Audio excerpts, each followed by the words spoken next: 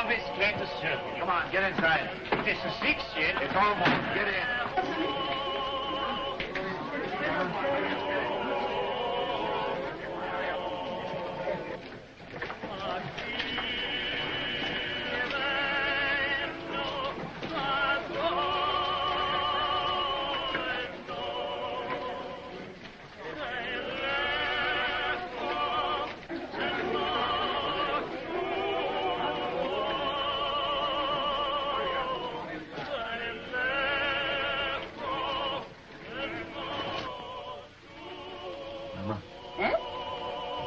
Locking up time. The money hasn't come yet. It's a long road from Hamburg. It'll be here in the morning. Yes, but if anything should happen, all that money, 10,000 gulden. Eh? So much this journey? 7,000 in one lump from Prince Lowenstein's agent, and then all the small sums, 10,000 at least. The roads are dangerous. Tomorrow morning it'll be here. Ah, we should be thankful, Maya. Business is good, eh? Nearly 1,000 gulden since morning. Mama. Eh? That agent. Did you notice him? What? There he sat, sly and smiling, planning to rob this poor old Jew Rothschild. And here I was, so innocent, a little child, a baby, in fact. And there was that fine old clock that his master had sent him to bargain for. Yes.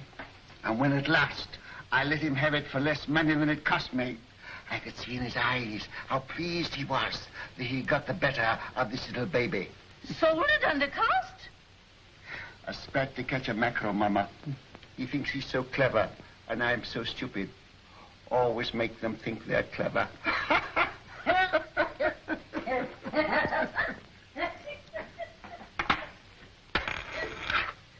Mama! Eh? I've been robbed. Maya! Bad. A whole gulden. A dead loss. Bad. Are you sure? Sometimes they're only cracked. You're right, Maya. Who gave it you? Could it be that? That agent. And I gave him some wine, too. Some of the good wine. Maya, he'll come again. Yes. He'll come again. And then, Mama, I catch my mackerel. Well, no one can ever say you don't deal fairly with your customers, Maya. It pays in the end, Mama. Now finish your accounts and I'll lay the supper. All right, Mama. It shan't be very long now. The roast is almost done. Smells good. Huh? Looks good, too.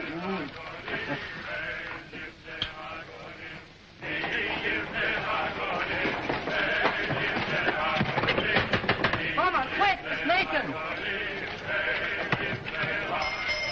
Mama, the tax collector. Oh. Papa, the tax collector. He's down the street. Shut the door. The tax collector, boys.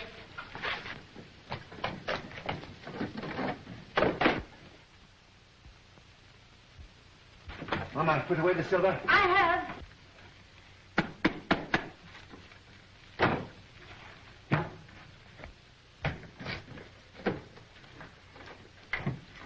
Don't forget my account book. Oh, run away. What do you know about it? Everything that's in one collector goes. Take those hats off. Here, Mama. Yes.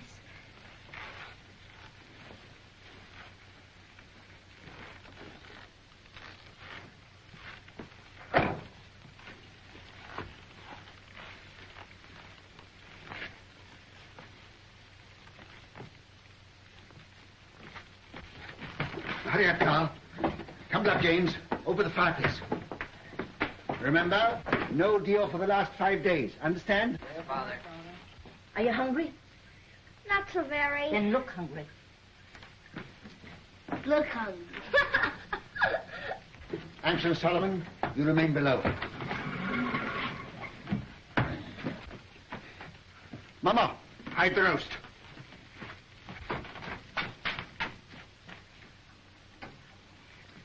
Get off, Jake.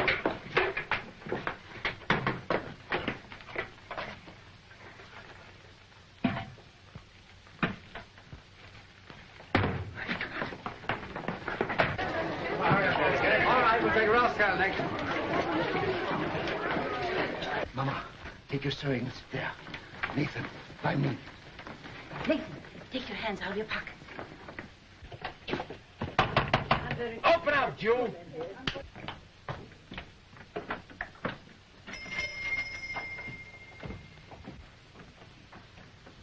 Who is it, Nathan? Now then, Rothschild, Why, it's my good friend, the tax collector. bring out your account book. Certainly, sir.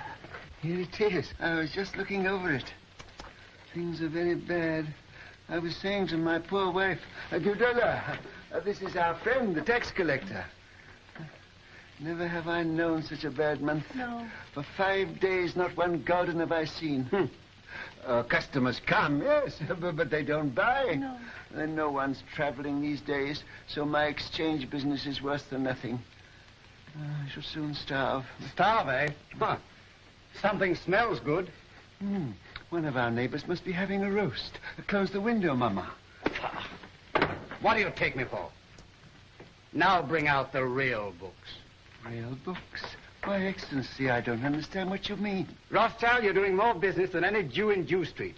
You're going to pay 20,000 gulden. 20,000? Why, a council of the big merchants in the city doesn't pay as much as that. That's another matter. He's outside the ghetto. He's not a Jew. Oh, if you were going to kill me this instant, I could barely raise 1,000 gulden. Upstairs. That's the house. Pull the beds apart.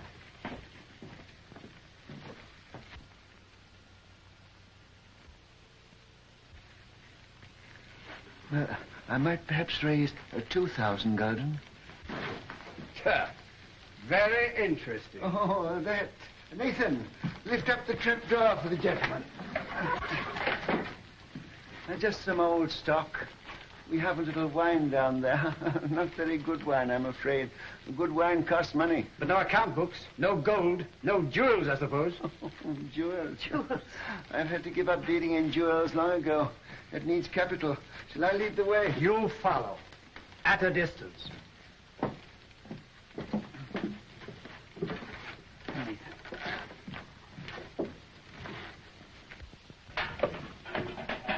Stand up, Jew boys.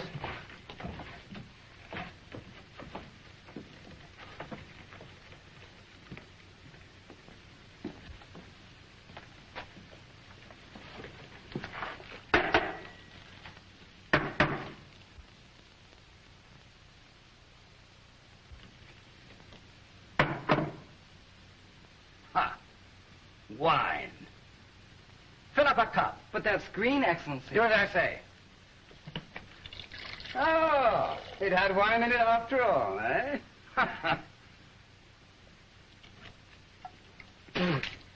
Slop. Yes, sir. That's what we drink. Ah. But there's some here that Father keeps for his facial customers. Won't Your Excellency try it?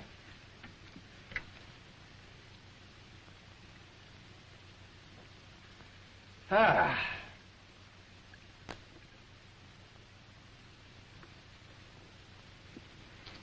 Ha.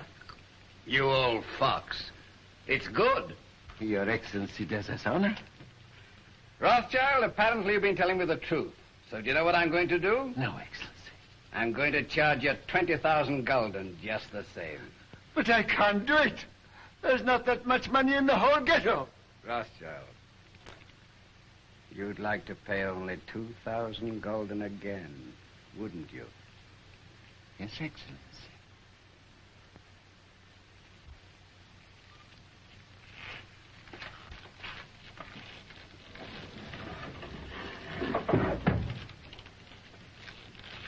Now, what would it be worth to me if I put you down for 2,000 this time? A very handsome present for Your Excellency. Say, 1,000 gulden. Talk sense, Rothschild. I want 10,000. Would you leave me and my family penniless? With a great deal of pleasure. Come now. Well, perhaps 3,000 gulden, but that's the limit. The actual limit. I'll take 6,000. Oh, I will. We'll make it 5,000. All right. Have it ready tomorrow. I'll call. And if any of you breathe a word, I'll have your house burned to the ground.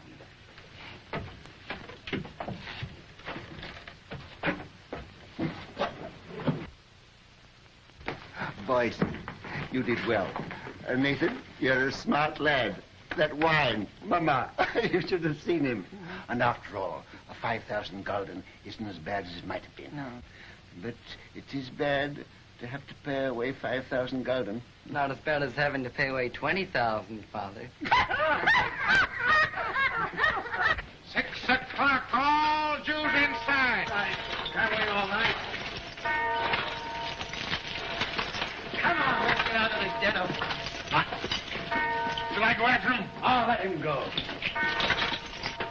Mr. Rothschild! Mr. Rothschild! What's the matter? What's happened? The man who was bringing your money from Hamburg has been waylaid by the tax agents outside the city. What? They heard he was bringing the money to Jew Street. They might have killed him, but he got away. He got away with the money? No, they got it, Mr. Rothschild. They got the money. What? All of it? Yes, all of it. Do you hear that, Mama? Do you hear that, all of you? 10,000 gulden. Our money that we worked for. Why doesn't the Almighty strike them dead? Papa, don't get excited. It's bad for you. Now listen, you are young. Your lives are before you. You've got to fight. Fight for yourselves. Fight for our people. Mama, I have to cheat the tax collector before my own children. Do you think I want to do that? I live honestly. I trade honestly. I want to be honest with them. But they won't let us. We are Jews, taxed to death. Forbidden to learn a trade, forbidden to own land. They keep us in chains. They send men here to rob us. So work and strive for money. Money is power. Money is the only weapon that the Jew has to defend himself with. Oh, Mother!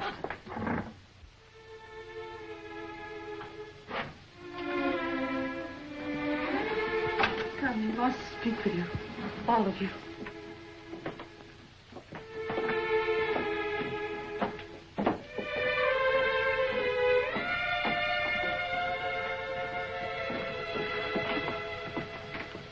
We're here, Papa. All of us. My sons, when I go, I leave you in your mama's care. She is wise, far wiser than I, and good. Do always as she says, and you will grow rich. Come closer.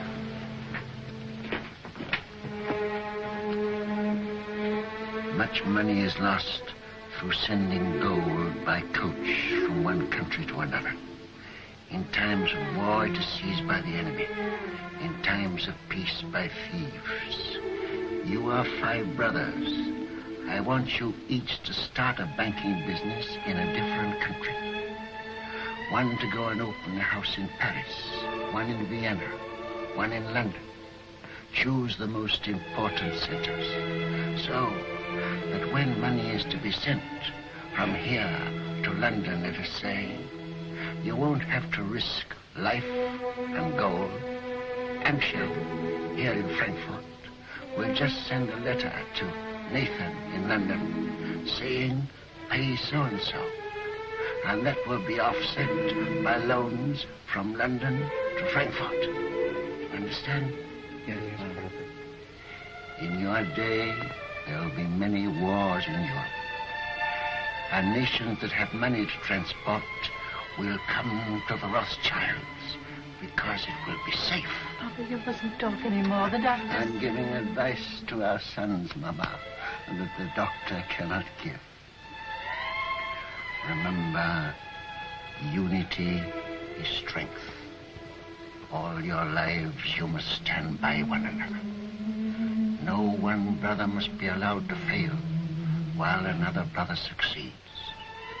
Your 5 banking houses may cover Europe, but you will be one firm, one family, the Rothschilds, who work always together. That will be your power. And when that power comes, remember the ghetto. I shall be here. I shall never leave the house where they were all born. And remember this before all, that neither business The power of all the gold in Europe will bring you happiness till we, our people, have equality, respect, dignity, to trade with dignity, to live with dignity, to walk the world with dignity.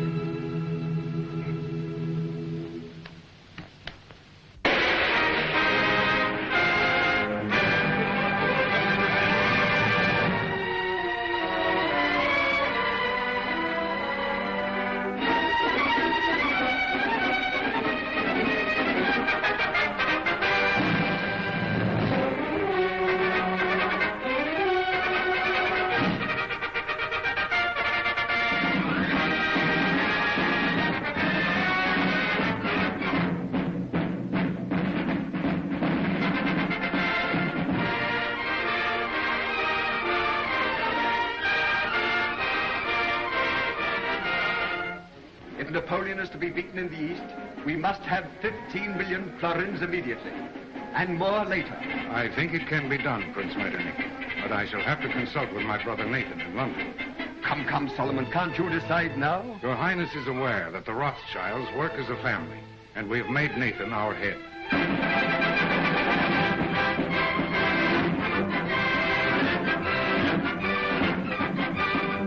The Rothschild. There can be no peace in Europe as long as Napoleon controls Italy. 16 million ducats as soon as possible. If your Highness will keep the utmost secrecy, I will endeavor to obtain the consent of my brothers.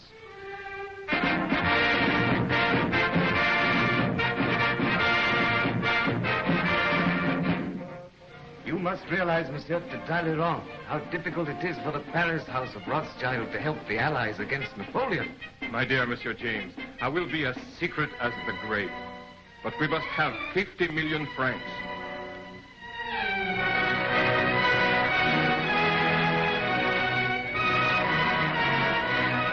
Your visit honors our house, Count Ladra. Quite aware of that, Ansel Rothschild. I wish no one to hear of it. Only necessity brings me here. The armies of Napoleon are already in Prussia. We've got to have 5 million gulden to drive them out. I will consult my brother. Ah, that's nonsense. It is an unbreakable rule, Your Excellency.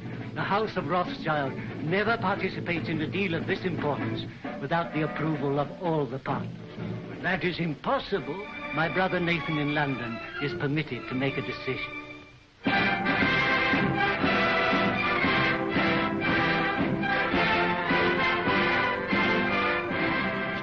It may be that just one more loan will carry us to victory.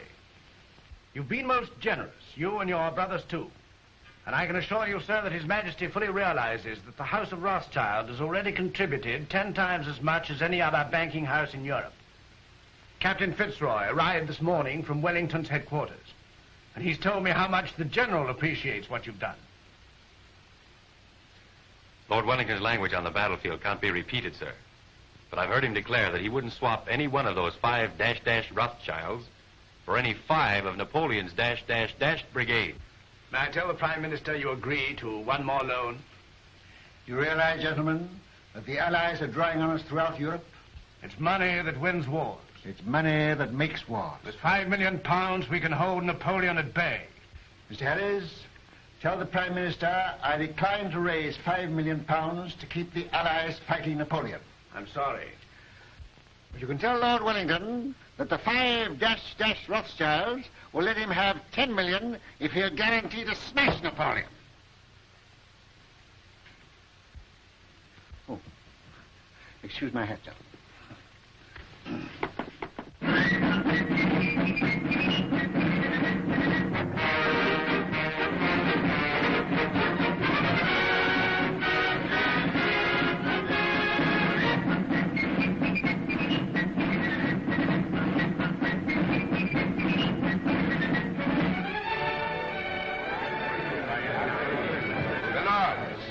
Gentlemen, once more England is indebted to her greatest soldier.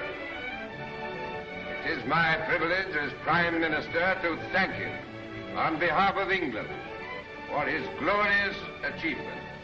We rejoice at your safe return. My lords and gentlemen, charge your glasses. I give you a toast. His Grace, the Duke of Wellington.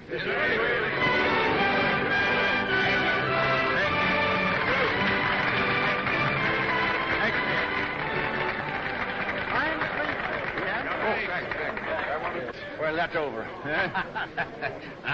Empty. Who's got some snuff here? Yeah. England's greatest soldier. Yeah, that's all right. May I shake your hand, Your Grace? Thank you. Yeah, here it is. Why wasn't Rothschild here? There was some feeling. Wasn't he asked?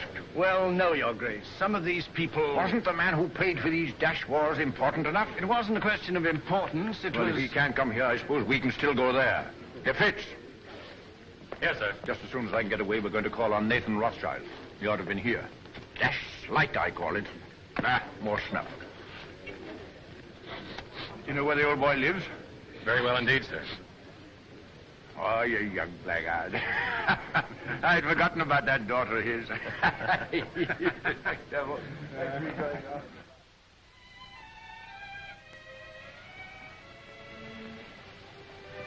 Darling, No, I'm not sorry. Not in the least. neither am I.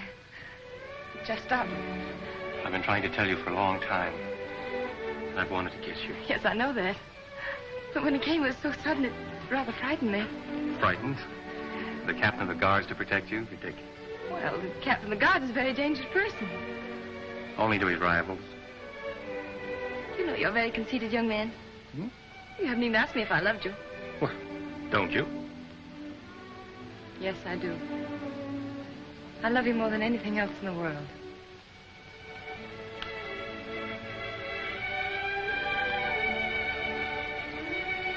And then tonight, after I tuck the Duke into bed, I'll call on your father.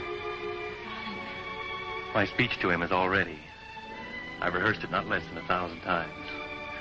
To trees at night, to guns, even to horses. I haven't gotten a refusal yet.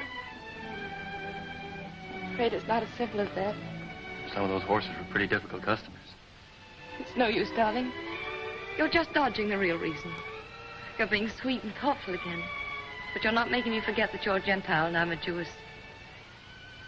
Think of the shock to our families. This is no longer a family matter. It's Fitz and Julie.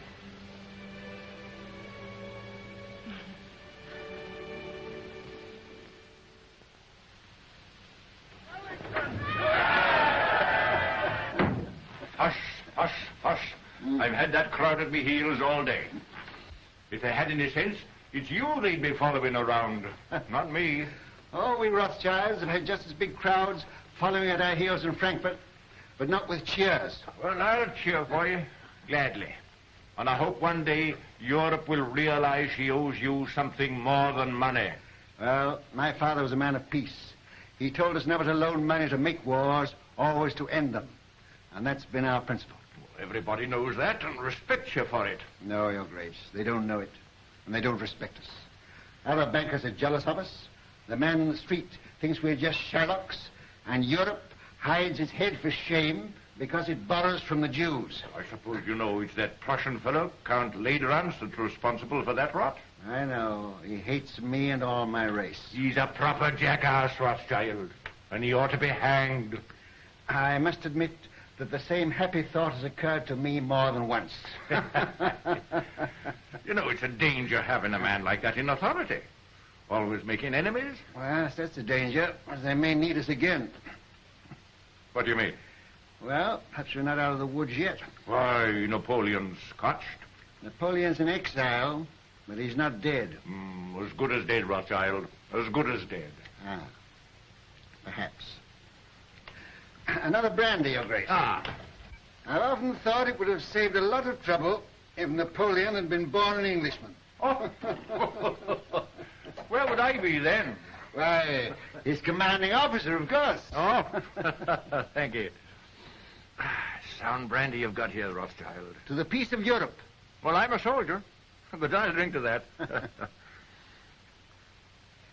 I see, Rothschild. A little secret. Mind you, I oughtn't to tell you this, but I just heard this morning that they are going to float a big loan to put France on her feet. An enormous loan. The biggest thing ever issued. Yes? Well, they've got to do something. France has had 20 years of war and the whole country's torn up. But now they've got peace. They're going to get together, the 5 allied powers, and help her out. And the banking house that floats this loan will at once become the most powerful in Europe. Its prestige will be enormous. That's it. Now's your chance. Your Grace, I can't sufficient to thank you for this information. Mind you, it's a dark secret. But it serves the chuckleheads right for telling me. They ought to know by now I can't keep a secret. Send a message to Mr. Roth and ask him to come to me here at once. Yes, sir. We'll drink to the house that floats the new French loan. To the house of Rothschild. And its greatest member. Huh. Ah, there you are. Miss Julie. Your Grace? Mrs. Rothschild, you've got to watch this young rooster. I'm beginning to understand now why you were always asking for leave to return to London. Now that you do understand, I trust you'll let him come more often. It's against the regulation. Oh. I only saw Julie 5 times, sir. And once when you sent him the dispatches to the Prime Minister, Julie was waiting for him at the corner of Downing Street. That I hope isn't against the regulations, Your Grace. Not if he didn't speak to you. We didn't think you knew about that, Nathan. Ah. I'm afraid it's time to go, Your Grace. All right. You can't fox this man. He's a magician. There's no question about that. Oh, I say, Rothschild, I've been told you knew about Napoleon's abdication 2 days before the War Office did. Is that true? Yes, but then the War Office never knows anything for 2 days after everybody else knows it. Yes, and then they take 2 more days thinking it over. But how did you do it? They say Indians get things by putting their ears to the ground, but you're not an Indian, are you? No, just plain Jerusalem, with a heart of gold. Well, I know something about sending dispatches. My man Fitzroy here is the best at that. But if I had 20 Fitzes, I couldn't do it in that time. You knew about Napoleon's abdication almost as soon as it happened. How the deuce did you do it? A little bird whispered in my ear. Oh, you don't intend to tell me, eh? Well, I don't blame you. Fitz, we'd better go before he makes us disappear like rabbits in a hat.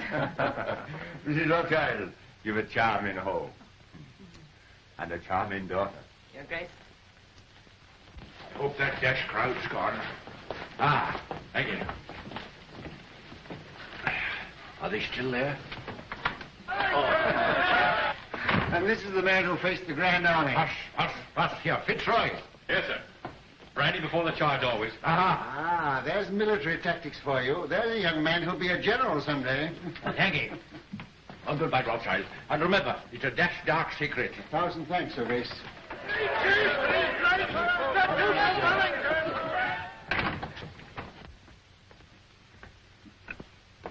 There he goes, longing for the peace and the quiet of the battlefield.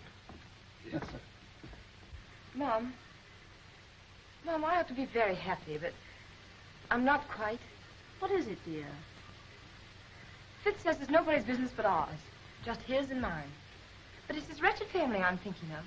You know, Mother, nearly all of his aunts are duchesses and countesses, and oh, I'm so afraid they'll turn up their noses.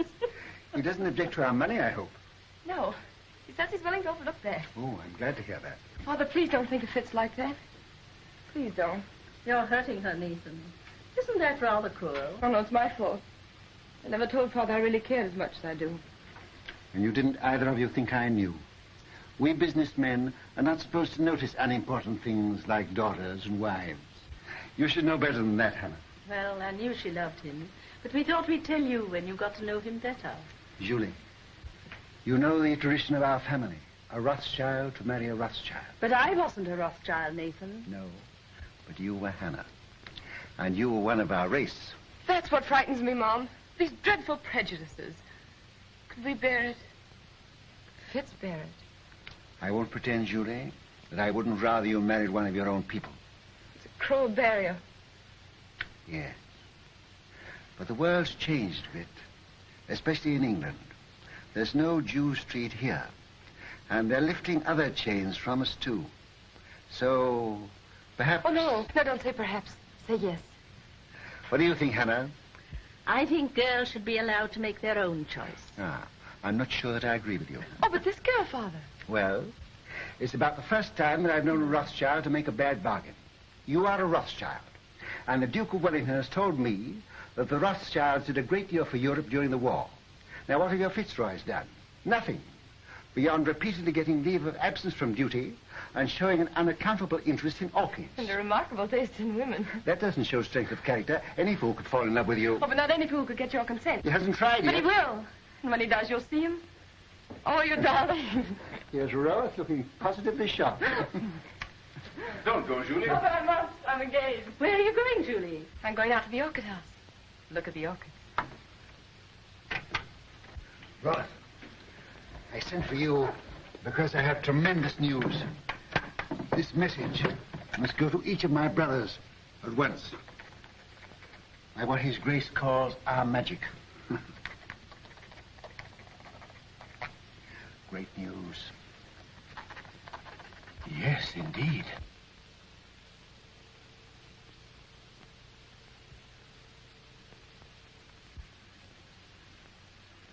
Let me have the earliest possible dates on which all private loans can be recalled. Give instructions to grant no more private loans until further notice. I must know at once the exact extent of our available capital. The most important deal the House of Rothschild has ever attempted.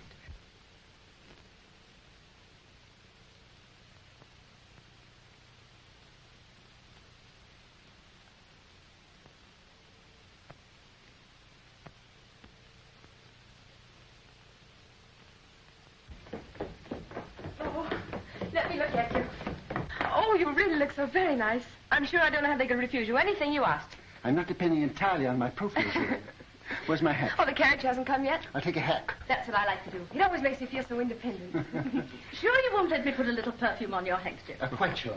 You're so calm. Aren't you excited at all about getting this great loan? Who'll be there? Representatives of all the big banking houses in Europe. Baring will be there, of course. And the ministers of the countries interested, I suppose. I suppose so. Legrand representing Prussia, Metternich from Austria, and the rest of them. Still, you feel pretty sure, sir, don't you? Sure of half of it, anyhow. I have private information that ours was the best bid. The largest loan in history. You know it's the proudest day of your life. The proudest day of my life happened 30 years ago. I shan't draw an easy breath. Don't worry. When I say that no other banking house in Europe can match our bid, I'm not guessing, I know. And now where's my hat? On your head, I believe. Where it should be. Where it shouldn't be in a lady's presence. I beg your pardon. To Downing Street and victory. Goodbye. Goodbye, Father. Good luck.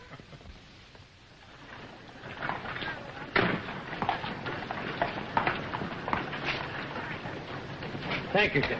But, Mr. Rothschild, even your daughter, Miss Julie, pays me more than this, sir. Julie has a very rich father. I haven't.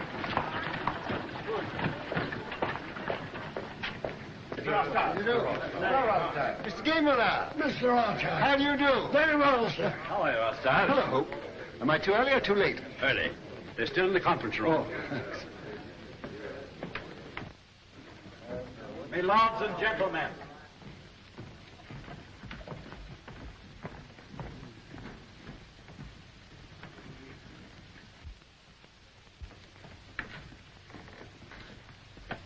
Your hat. Oh. Thank you, Mr. Baring.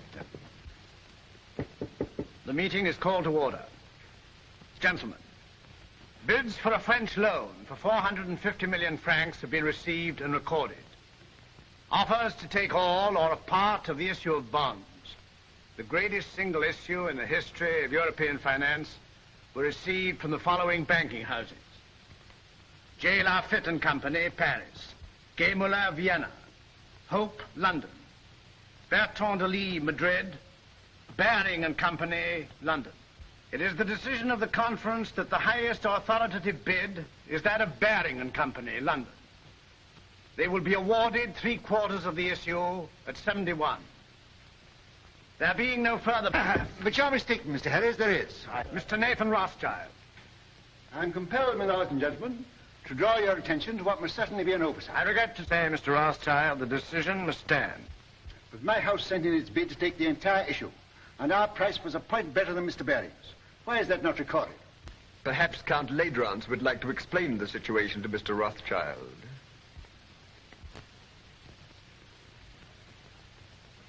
Your Excellency. Your bid was received, Mr. Rothschild. But to put it as delicately as possible, it was thrown out, shall we say, on a technicality. A technicality? What am I to understand by that? You are at liberty to give my statement any interpretation you choose. You mean, in brief, I am a Jew? Likewise, in brief, I do. Gentlemen, I must accept your decision. But since Count Ladrance has been frank enough to admit the reason for our exclusion, I venture to advise him that these attacks on my race are ignorant and futile. He may strike and strike again. A Jew falls, 1,000 are wounded, but the race lives on. But unfortunately for His Excellency, we are evidently eternal.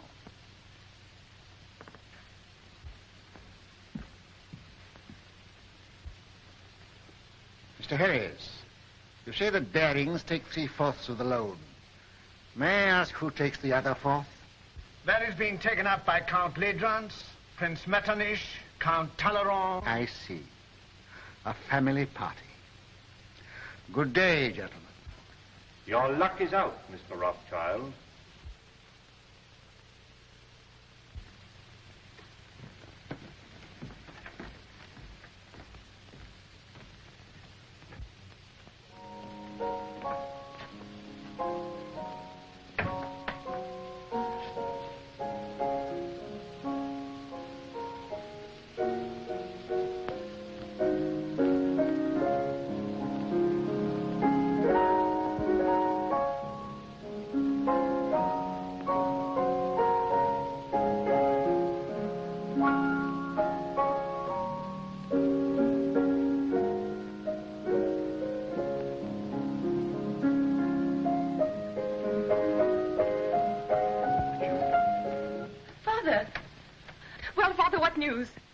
The house of Rothschild. Well, they've been throwing stones at it. And I'm afraid some of the stones went wild and hit you, Julie. What do you mean? I've just come from a meeting of men in society, the kind of society to which Fitzroy belongs. And they stoned me because I'm a Jew. Fitzroy isn't that sort. Julie, you must give him up. Give him up? I can't. I know best. But you don't love him, I do. Will he continue to love you? Father, this isn't like you. You've always fought for what you wanted and got it. Well, perhaps I'm a fighter, too. This fight's been going on for 2,000 years. But things are changing. You said so yourself. I was a fool. I thought we'd swept away these prejudices, but I was a fool. Fitz knows what he's doing. We've talked this thing all over. We're ready to face the consequences. While you're young. But what are the years to come? There's no one else in the world for me but Fitz, and I won't give him up. Well, Nathan, what is it? They didn't outbid you. Yes. My bid was thrown out on a technicality. A technicality? Because I'm a Jew. But they did me a great service. They showed me just how they were going to behave to Julie if she married into their set. You'll do as I bid you. I'll try, Father. Nathan, what have you said to her? You can't ruin their lives. No, I'm going to save them. Hannah, she mustn't continue to see this man. You must get her away. But where? Take her to Frankfurt and take her at once. Excuse me, sir. I heard the result of the meeting and came to offer my sympathy. Oh, thanks. If you have any spare sympathy, you might keep a little in reserve for Baring, Ladrance and Company. I don't think they need it, sir. No, they may later. You realize that Ladrance, Metternich, Talleyrand, and the rest of the party are taking 1/4 of this loan without a penny between them? But they'll make millions on the rise. Ah. He's tired. Perhaps I'd better call again later. Ralph, if you could buy government 4% bonds at 60, would you pay 74 for them? No, sir. Would you, Hannah? Goodness me, no. I thought not.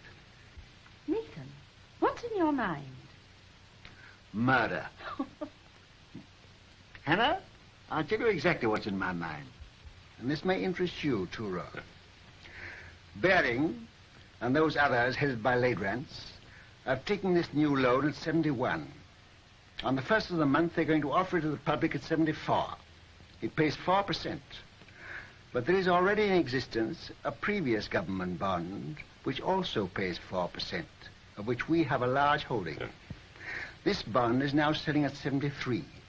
Hannah says I'm tired, but I'm not too tired to realize that if the public can buy one government bond for 73, they won't buy a new issue bearing the same interest for 74. That's true, sir. But Baring and the other bankers will run up the old bonds, and when they rise to about 75... I know what you're going to say. They'll make the old ones rise, and then launch the new ones a point lower, and the public rushes in. Quite so, sir. But suppose there is no rise. Suppose somebody pricks the balloon and it doesn't go up. Suppose before they can run it up, somebody else begins to run it down. Suppose by the first of the month, these old bonds now selling at 73 should fall down to 63. Then they couldn't possibly launch the new loan at 74 because nobody would buy it. No. And Baring and Ladrans and his little band of bankrupt brigands will wait for it to go up. But suppose instead of going up, it still goes down to 55, to 50, to 45, to 40, why they'll never be able to launch the loan at all. And by God, that's where it's going.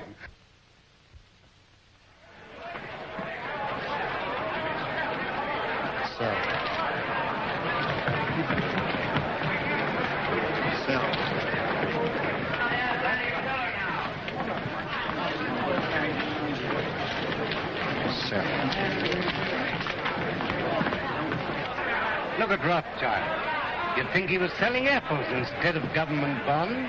Bonds are now at 53. All right. I'll keep on selling till I tell you to stop. You're creating something like a panic on the exchange, sir. I know. What kind of a flower is this that Hannah gave me this morning? I don't know, sir. Very pretty. It smells nice, too. Mr. Rothschild, do you know what you're doing to the market? What have you heard? My dear fellow, I don't hear things. I just imagine them. You know what kind of a flower this is? No. 52. 52. That means I'm down about 25 million francs. And you the same, Ladrans. Can't something be done to stop him, Baring? You're the biggest banker in England. Are we all to be ruined by the gymnastics of a dirty Shylock? I've thrown the entire resources of Baring's bank into the pool, but I can't stop it. He's got us on the run. Right. I bet you half a crown that Baring makes straight for this post within 2 minutes. I'll take you, sir. I'm tired of losing money. I'd like to win some.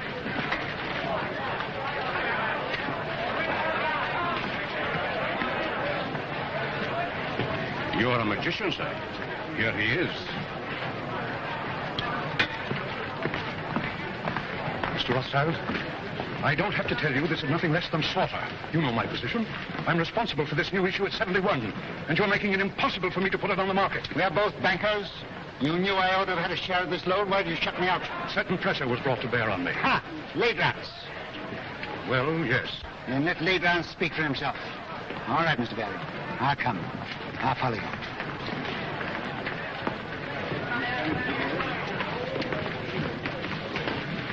About how much has this thing cost us up to now? About £5 million. All right. We'll make 10.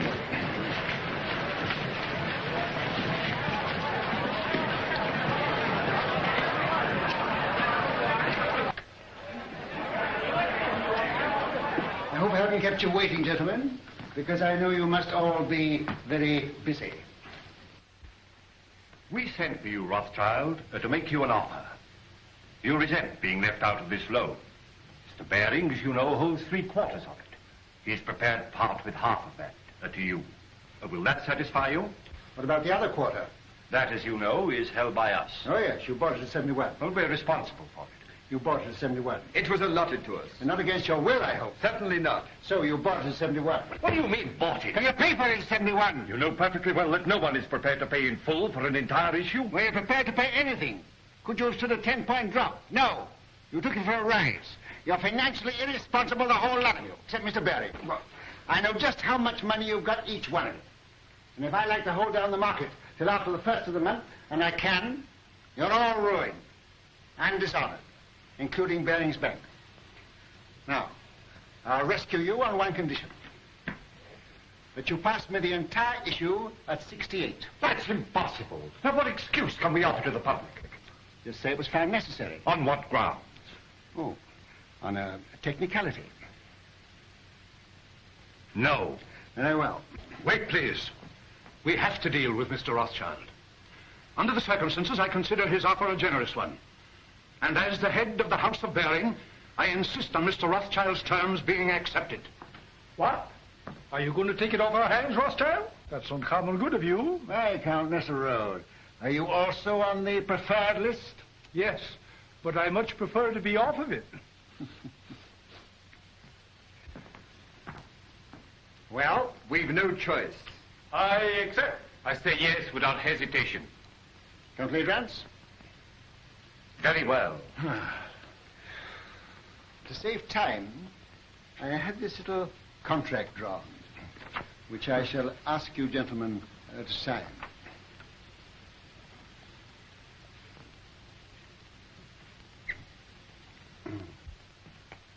You seem to have been very sure of yourself.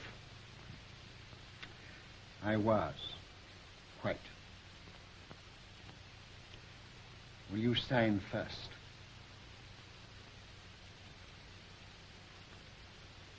$49.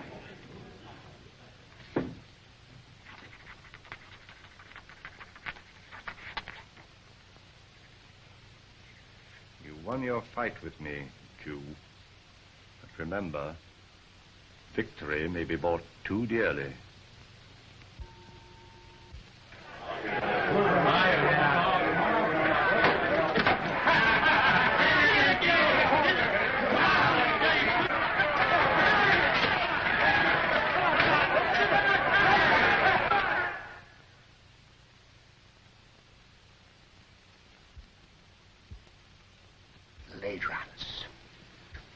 What are you going to do, sir? I'm going to Frankfurt.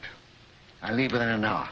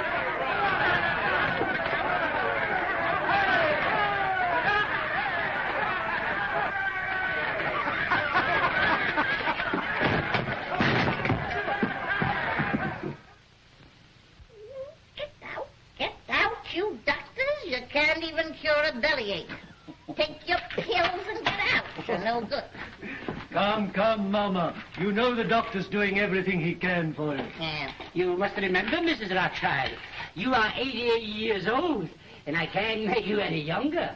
I'm not asking you to make me any younger. I'm asking you to make me older. She's better. She's insulting people. There's nothing the matter with her. Just nerves. Nerves! Do you think I'm afraid of that rabble? I've had 88 years of this, and I'm not dead yet. But we want you to come away with us for a few months. You're not safe here. I was born here, and I'll die here. And that won't be soon, either. I'll live a dozen years yet. Nathan, you ought to know enough about bargains to know the Lord isn't going to take me at 88 when he can get me at 100. Well, Nathan, what's brought you here all of a sudden? He came to see his wife and family. What have you been doing that girl of yours? She goes mewing about like a cat that's lost her kittens. She needs a change. She needs a husband, that's what's the matter with her. What about one of the Goldschmidt boys? I'm afraid Julie has ideas of her own. Then leave her alone. She's no fool.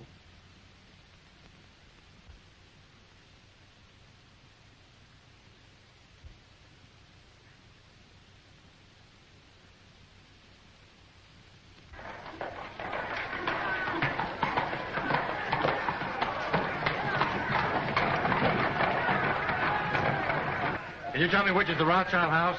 Yeah.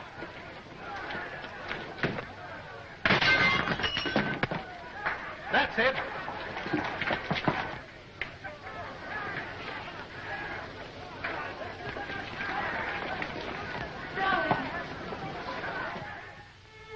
What's the use of our pretending? I don't pretend to Father. He knows exactly how I feel. But you see, darling, he's determined, too. But you know we can't give each other up. Sending you away from me only makes matters worse. Did you tell him you'd give me up? I told him I'd try. I don't seem to be trying very hard, do I?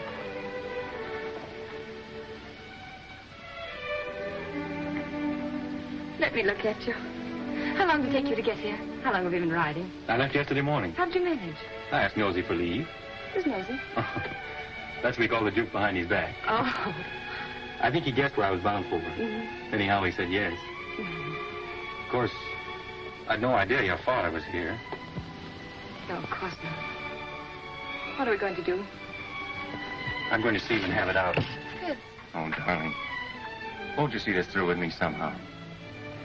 I've got you and I'm going to keep you.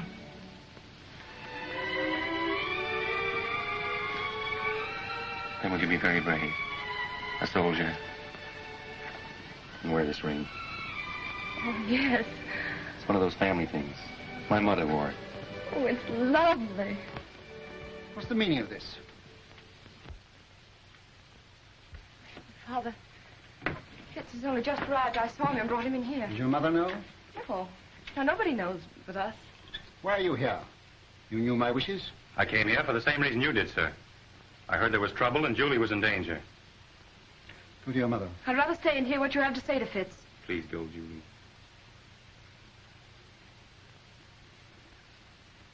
It's no use, Father.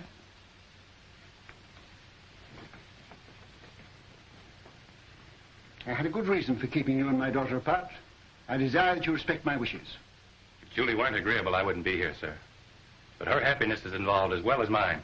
Unfortunately, we differ as to where her happiness lies. What has changed your attitude toward me, sir? Captain Fitzroy, I doubt whether there's a single man in London today who would suspect me of being a sentimental fool, which apparently I have been. But fortunately, I have a certain amount of common sense, which sometimes comes to my rescue.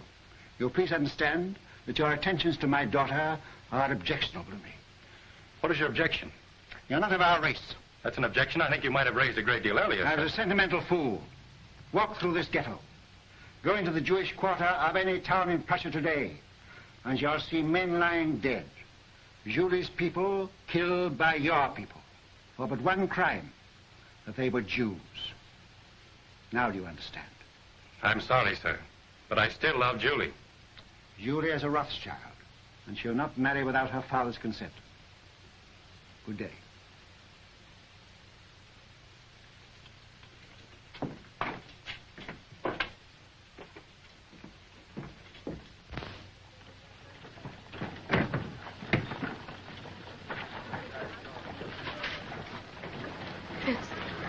Fitz, no matter what happens, no matter even if what Father says is true, I love you.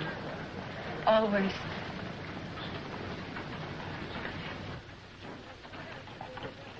The Jews of Prussia know that this uprising is the direct result of your quarrel with Ladrans, and that has made them bitter against you.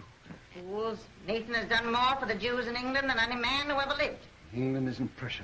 Ladrans has his agents everywhere. They spread lies and propaganda. You've got to put the screws on. Money is the only screws we have. And now, with Napoleon in exile, Ladrans and the Allies need us no more. It's queer, isn't it?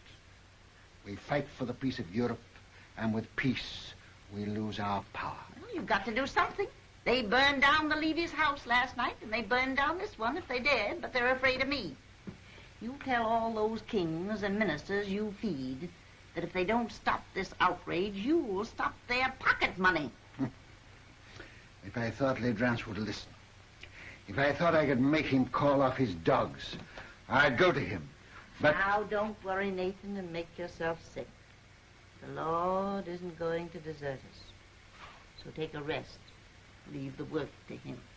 If there was only some way you could handle Ladrans. For the sake of our Jewish people, I think you should go to him, Nathan. Grovel at his feet.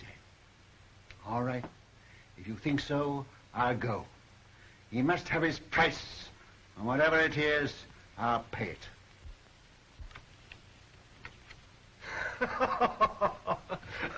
I'll make you gentlemen pay for your wine. The cards seem to favor you tonight, Your Excellency. Well, they should. They're my cards.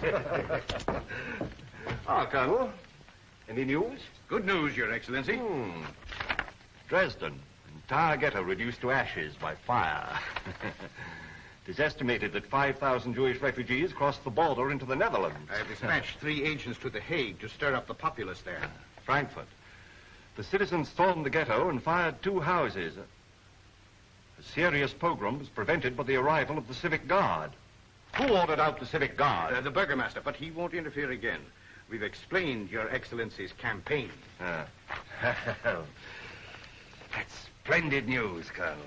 I have still better news for Your Excellency. Yes? Nathan Rothschild is in Frankfurt. He arrived from London last night. If he tries to leave, I want him arrested at the border and brought to me here. Yes, Your Excellency. Upon what grounds? Make your own grounds. Yes, Your Excellency. The House of Rothschild. The house with the red shield. I'll make it red.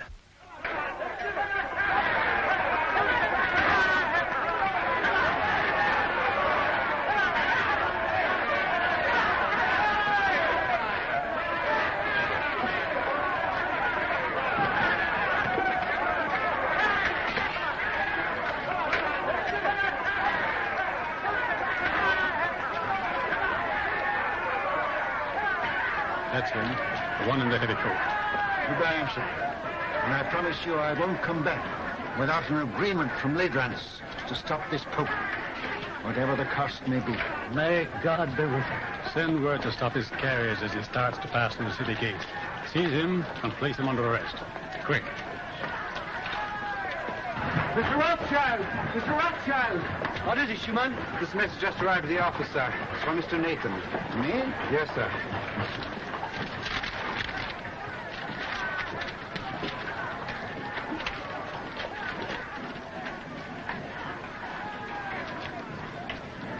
What is it?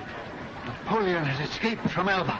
The French are rallying to his banner by thousands. This means war. Another war. Now you can go to Lanfield. Now he needs you. I'm going to have to see him. No, I won't go to Ladrans. Ladrans will come here to the ghetto. Michael, bring my baggage back. I'm not going. Very well, sir.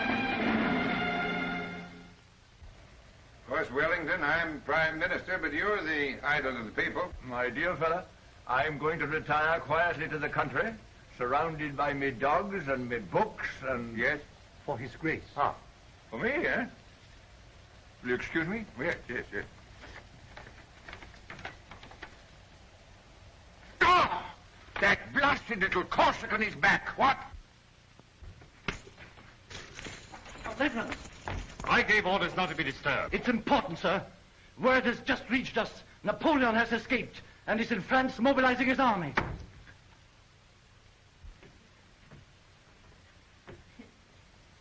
Mama, dear. Yes. My, you're walking just like a young girl. Well, boys? Come here. Let's have another look at you. Yeah, you're all growing up, aren't you? Nathan, I think you're getting fat. I'm proud of you. All of you. Your father would have been 92 today. Ours is the richest banking house in Europe, and we're still being kicked. It looks as though we haven't played our cards very well, doesn't it? Perhaps we haven't. I'm not criticizing. I think we're open to criticism, Mama. And that's what has brought us all together here today. Oh, is it? I thought you came here to see me. It seems it takes a war and a Jewish pogrom to get us all together nowadays. Now, that's not fair, Mama. You know Well, let's waste time and compliments. What have you come for? James. Nathan, you run the English house, and so you have the sea between you and trouble. But we, Carl and Solomon and Amschel and I, are here in the furnace. I know. And with Napoleon on the map again, our position is intolerable. Napoleon will be in Paris in a week, with the whole army rallying to his banner and deserting Louis. Napoleon's soldiers must be paid, and if he can't borrow money, he'll take it. Has he suggested a loan? Yes. He sent for me as head of the Paris house. I went to see him in Lyon, and he made a definite proposal. Now listen, Nathan, before you give an opinion. We've issued 450 million francs worth of bonds for a government which started packing at the first blast of a bugle. Napoleon guarantees the payment of these bonds down to the last centime, and on future loans he agrees to double the interest offered by his enemies. What have the Allies to offer us? From the simple standpoint of business, we shouldn't hesitate a day longer. A refusal to support Napoleon means not only the probable loss of a murderous sum, but James's Paris business, my Naples business, will be wiped out like that. And Amschel's and Solomon's are in great danger. It's no longer a question with me. We should support Napoleon. As far as I can see, the Allies seem to be under the thumb of a tyrant from Austria and a scoundrel from Prussia. Metternich and Leidrans. Mama has said we are still being kicked. And she's right. For a quarter of a century we have stood with the Allies. And apart from what we've got out of it personally, houses, fine clothes, carriages, as Jews, we are just where we started. In the Jew street, waiting for the chains to be put up. I agree with the others. We've got to transfer our support to Napoleon and start over again with him. Well, son? You're right, all of you. Every word you've said is true. But still, we must fight Napoleon. Why? Well, because we're the Rothschilds. For the time being, anyway, we're something more than 5 rich Jews looking for the main chance. We know, the world knows, that until Napoleon is gone forever, there can be no peace in Europe for Jew or Gentile. You can't deny it, any of you. We've got to take the risk. We've got to swallow our pride, to stomach our resentment. We've got to go against every normal, selfish impulse in us and do what is right for the world. We can go hand in hand with Napoleon and spread this war over years. We can pay for fire and blood till all Europe is a slaughterhouse. And the Jew would stand as a pawnbroker in lives. We can't do it. We must stand as we've always stood. Not for war, but for peace. And if we all go down, we'll go down with honor. We leave no shame anywhere. My son, that is what your father would have said. You're right. I agree.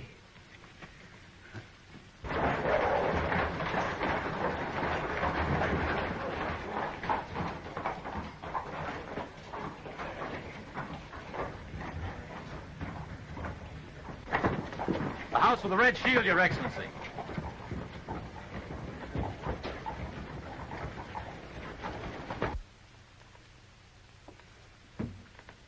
The Philistines are upon us. Who is it? Metternich, Talleyrand, and Leidrans. Who could that be, the tax collector? Something very like it, Mama. Is Mr. Nathan Rothschild here? Your Excellency will enter.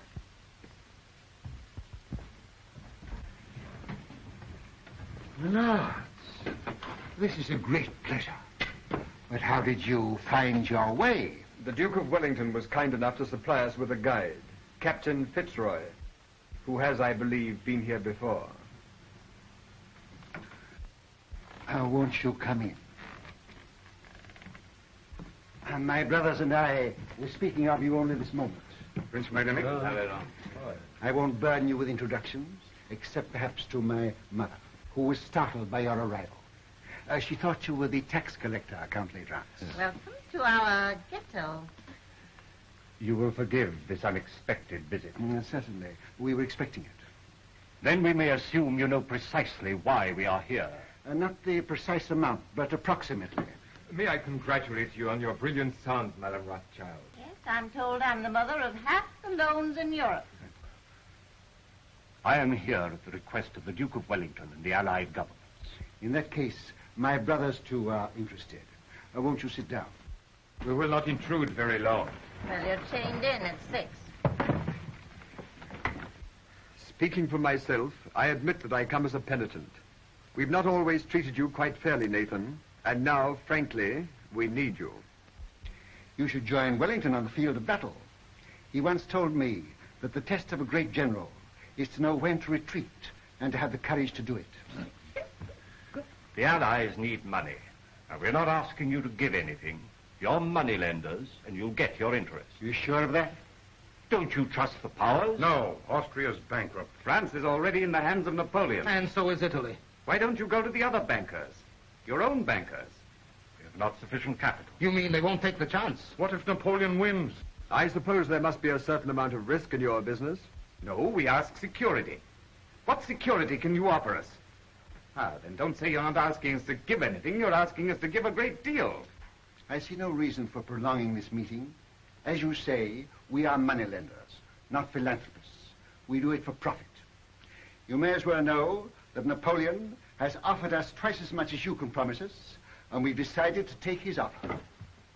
Gone over to the enemy, eh? I must admit, I'm amazed. How will Napoleon get the money to pay you? Steal it. But that's not our business. I always thought you stood for peace. For 20 years, we've been supporting the peace of Europe. Now we're thinking of the peace of our own people. The Jews? Yes. Napoleon will give us our freedom. That's why we are for Napoleon.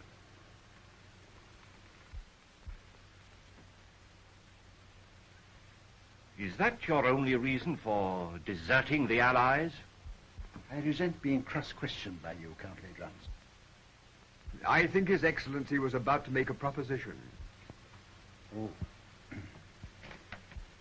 Well,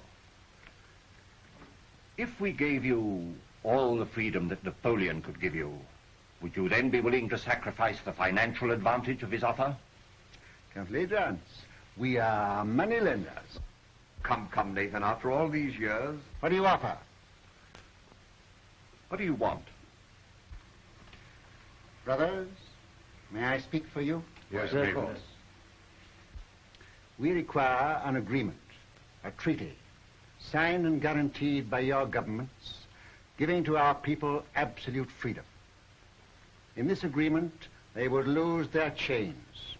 They would have the right to follow any trade, to own land, to live with respect, and remember what our father said, Mama? To walk the world with dignity. I fear we will have to lay that before our respective governments. You are your respective governments, and you know it. The day this agreement is signed, the resources of the House of Rothschild will be at your command, and not before. Very well, we accept.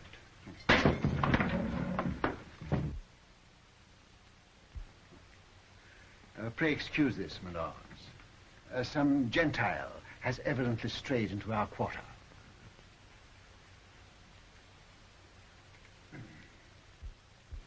Goodbye, Granny. Goodbye, my precious. Goodbye, dear. Who's got my hat? Oh, here you are, Father. Oh. James. Father, I'll go on out the carriage with Michael. All right, my dear. James, it's of vital importance that we should have first-hand news from the field of battle. Somebody to be close to Wellington's troops. Whom can we trust? In time of war, nobody. What about you? Will you do it? Yes. And I'll get word to you every day. Of every move they make, the instant they make it, and always by the usual method. Oh, Mama? I'll come to the door with you. Oh.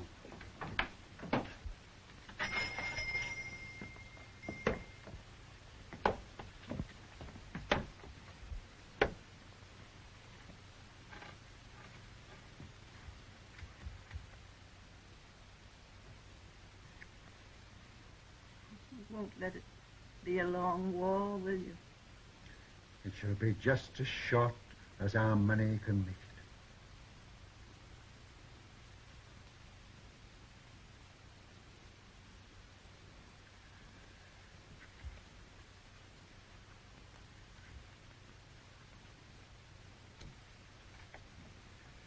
Good luck.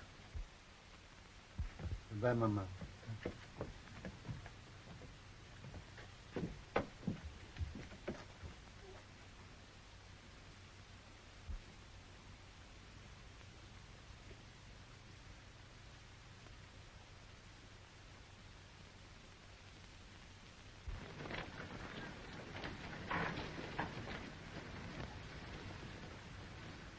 It's a horse, dear.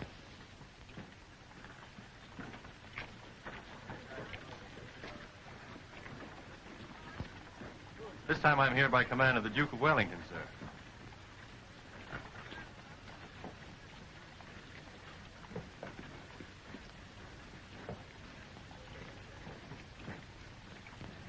Give me the ring quickly.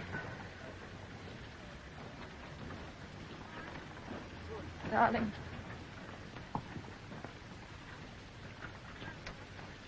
Well,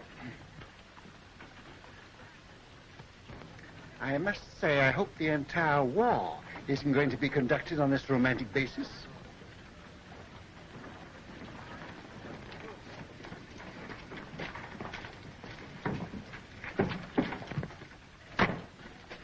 Seven fits right? I give Napoleon 100 days, no longer. If at the end of that time you're still alive, and you seem to be the type of young man that can't be killed, you can come and talk to me in London. Thank you, sir. I shall count the days.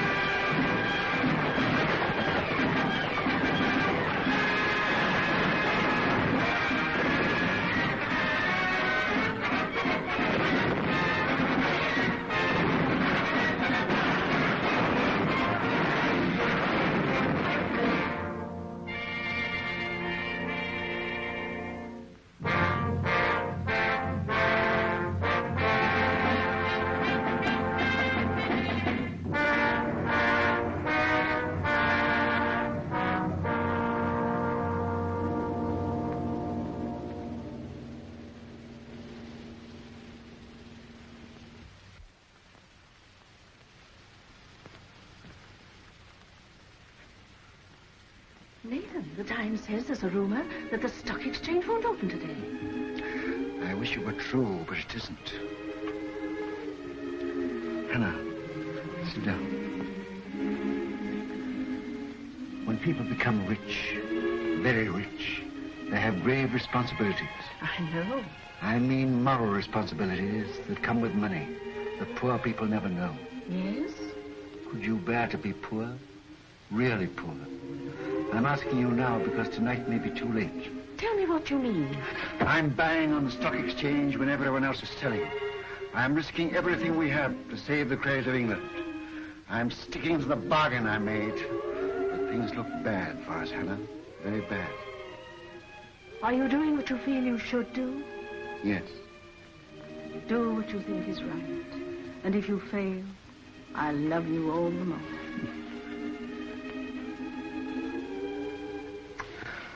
And whatever happens, with your love and your flower in my buttonhole, I'll still be the richest man in the world. Father, Mr. Roth's brought a message. May we hear it? It just came, sir. I thought you should have it before going to the exchange.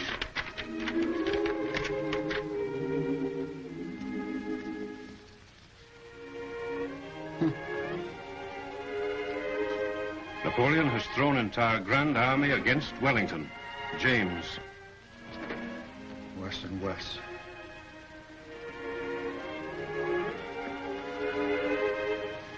Poor shoe lady. These are hard times for young lovers. Father, you said you gave Napoleon 100 days. This is the 100th day. Fitz hasn't come back to me.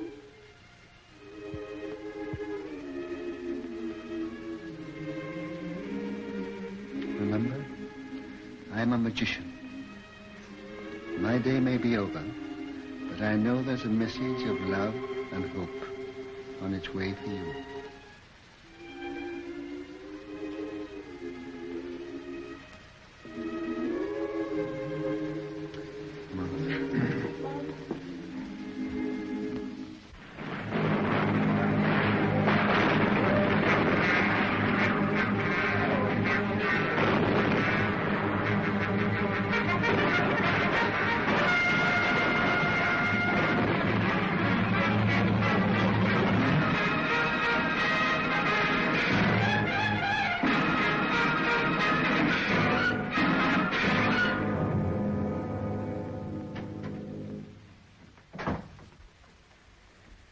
Am I to continue to buy? Yes. But it's sheer suicide, sir. Buy. Support the market. But we can't possibly keep it up, sir. How long? It's 2 hours to closing time. Can't hold on for 2 hours. Then stop this insane buying. No. I made a deal with Ladrans and the rest, and I won't go back on my word. Buy till we break. But do you realize, sir, that you're holding more than any man ever held in the history of the stock exchange? We've picked our horse. We'll back it till it drops. But here are messages from your brothers begging you to hold back. You're alone in your judgment. Are you blind? Where will Europe be if England is bankrupt? And if I can't hold the market, England's credit is gone. But no one man can hold the nation's credit single-handed, Mr. Rothschild. One man can try. I'm fighting in the only way I can fight, with money. I'm giving all I've got to give for the peace of Europe. And whatever other Englishmen do tomorrow, I buy today. Mr. Rothschild, forgive me, but while rumors reach the exchange that Wellington has been defeated. It can't be true. I should have heard long ago. We owe so much to you. Will you do one thing more? Come and show yourself on the exchange. They say you're ruined and dare not face the music. There's a wild panic. Your presence may steady the market. I'll come.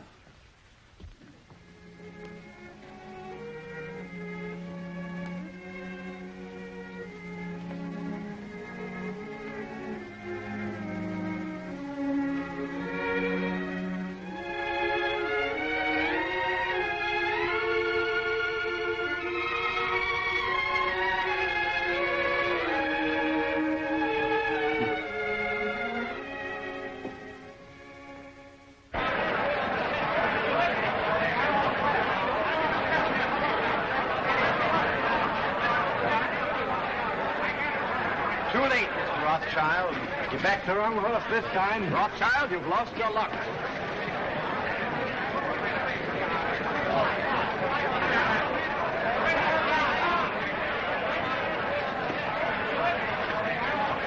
Michael. Buy. Yes, buy. Have you had any news? What do you think about this rumor? I don't listen to rumors, Mr. Baring. You hear what they say? Wellington defeated. You mind telling me what you're going to do? I have no objection to all London knowing what I'm going to do. I'm buying.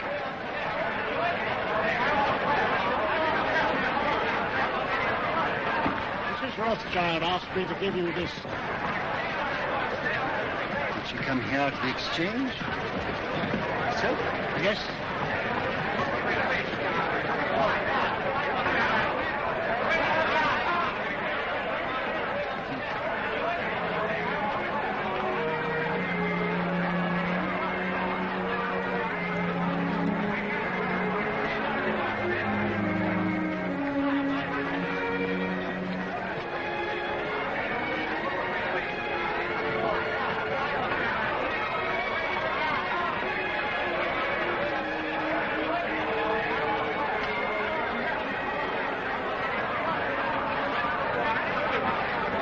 Look at Rothschild. Did you ever see such a cold-blooded fish? Puts a flower in his coat as he stands on the scaffold with a rope around his neck. News. Just arrived.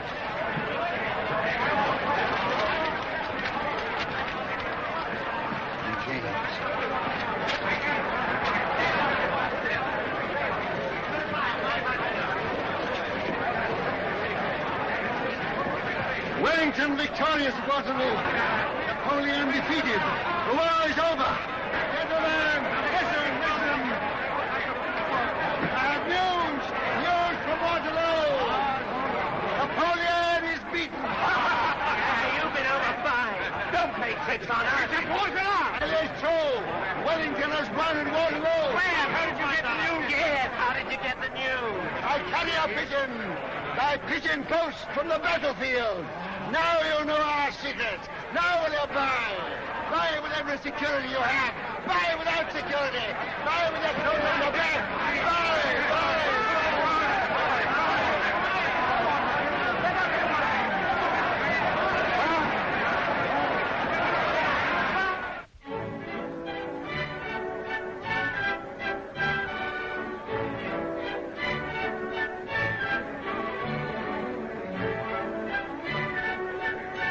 Rothschild, do tell me how it feels to be the richest man in the world. One has to be very clever to make a fortune these days. Perhaps, but far more clever to keep it. Really? Well, I wish you'd tell me how to make money on the stock exchange. What's the recipe? Oh, same as for a cold bath. Quick in and quick out.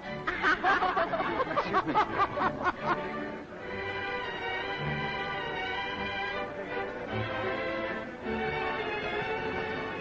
Take your hands out of your pockets. Hannah.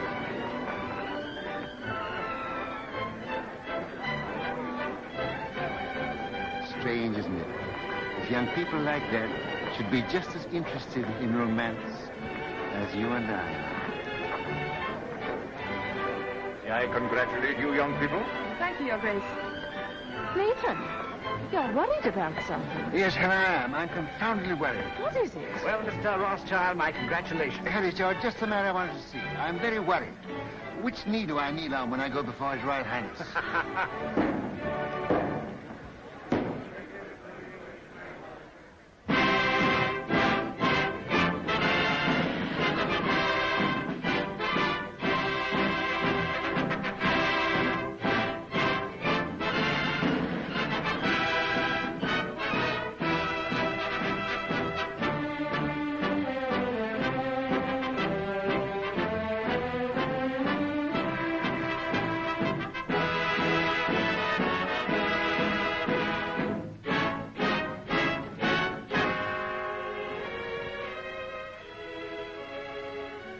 England is deeply grateful to her adopted son, who by his generosity and courage played so large a part in bringing victory and peace to Europe.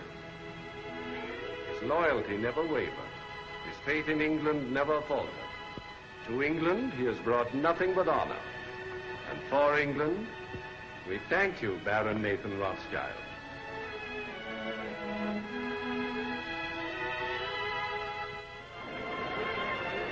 Hannah, I used the wrong knee.